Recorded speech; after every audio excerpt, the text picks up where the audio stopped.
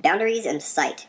The James A. McClure Federal Building site is 332,360 square feet bound by West 4th Street at a diagonal to the south, North 5th Street, entry to the VA complex, to the east, the VA Medical Center buildings and the foothills to the north, and Memorial Park to the west. The property line is set back from West 4th Street by a planter strip and sidewalk, and from North 5th Street by a sidewalk and landscape area. The north property line cuts in around the VA property, creating a slender northward extension of parking behind the VA buildings. No alterations to the property line have occurred since its establishment. Outside the site boundaries, park settings are maintained to the east and west of the site by the former parade grounds of the Fort Boise Reserve and Memorial Park. Originally, an irrigation ditch ran parallel to West 4th Street and turned north along the west property line. This ditch has since been filled. Immediately adjacent to the east property line is the stone guardhouse and entry gate columns that remain from the Fort Boise Reserve. Within the boundary is the 271,369 gross square foot building, entry plaza, security guard station, parking lot, basement parking access, mechanical enclosure, walkways, and landscaping. The building is located toward the southeast quarter of the site, with asphalt paved parking wrapping the remaining west and north portions and extending north behind the VA buildings.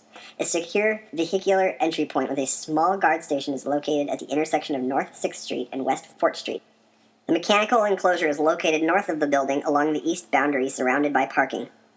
A landscape zone provides a small buffer between the building and park areas and a greater buffer between the building, North 5th Street, West 4th Street, and Memorial Park. Landscaping includes lawn and established deciduous and coniferous trees, unfinished chain-link fencing on a concrete curb, low concrete walls, and a newly installed ha-ha wall provide security barriers for the north, east, and south perimeters. The west perimeter is open to the park. Building signage in the form of a low concrete monument sign is located east of the main vehicular entry drive. Building exterior. McClure Federal Building, simplistically, is composed of a 5-story rectangular mass cantilevering over a 2-story pedestal sitting on a flat podium that spreads over the below-grade basement and terminates into landscaping. The building is 101 feet high to the top of the elevator penthouse and 271,369 gross square feet. The structure is reinforced concrete through the 3rd floor and structural steel with lightweight concrete fill on cellular steel decking above. Due to the soil conditions left by Cottonwood Creek, which once crossed the site, the foundation system is established on point-bearing piles driven down to the stable surface below the creek runoff soil.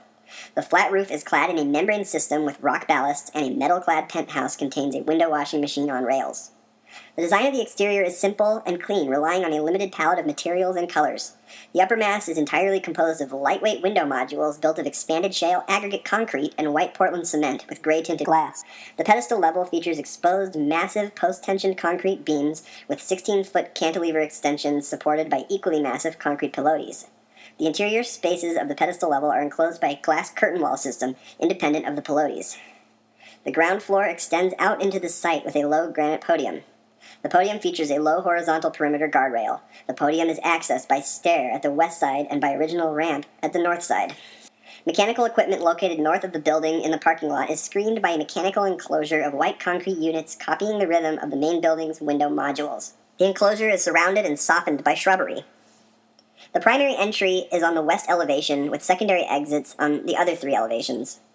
Originally, the entry designations were minimalist, 3 pairs of glass doors with a strip of signage over the door head. A new entry was constructed in front of the original west entry in 2004, expanding the interior lobby and security space. The addition is about a third the length of the original building, roughly centered on the west elevation. It is comprised of a central solid fin with flat roofs extending north and south at 2 different levels, lower over the entry doors to the north of the fin and higher over the lobby volume to the south. The entry side is fairly transparent, glass walls with 2 pairs of metal doors. The lobby volume is enclosed by a highly visible gridded curtain wall, with its south wall angled out from the ground to the roof in contrast to the plumb verticals of the original building grid.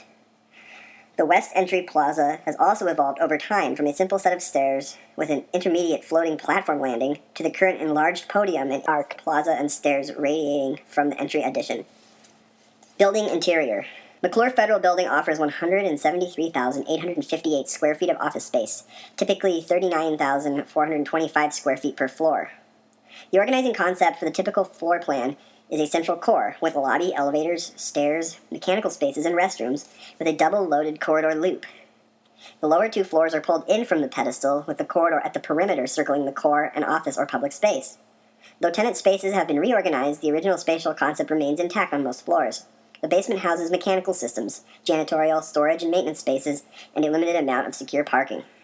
In addition to office space, 2 original 2-story high courtroom spaces are located on the 6th floor inside the corridor on either side of the core. An additional single-story high courtroom was later added to the north end of the 6th floor, as well as 2 additional single-story high courtrooms on the 5th floor. Original interior finishes included sand-honed black granite flooring at the 1st floor, 2 tones of terrazzo flooring, aluminum, and Colorado walnut travertine at 1st and 6th floor elevator lobbies and corridors, and composite tile flooring, aluminum-framed glass partitions and doors, and oak woodwork throughout. The suspended ceiling system, cutting edge in the 1960s, features an expressed channel grid that integrates mechanical diffusers and smooth white ceiling tiles with integral lighting. A movable office partition system coordinated with the ceiling system and 5-foot by 5-foot building module. The 1st and 2nd floor corridors have a wood strip ceiling with integrated square lights. The selected materials created a modern but warm-toned interior. Many of the original finishes have been replaced or covered up over time, including complete remodeling of the district courtrooms, remodeling of the 5th floor elevator lobby, and carpet installation throughout.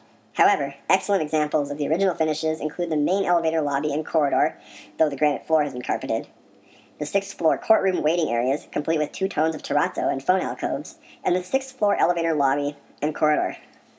Restrooms and janitorial spaces that retain a combination of square and rectangular ceramic tile surfaces and metal toilet partitions in a pastel color palette such as pink or peach tile and blue partitions are also representative of original finishes.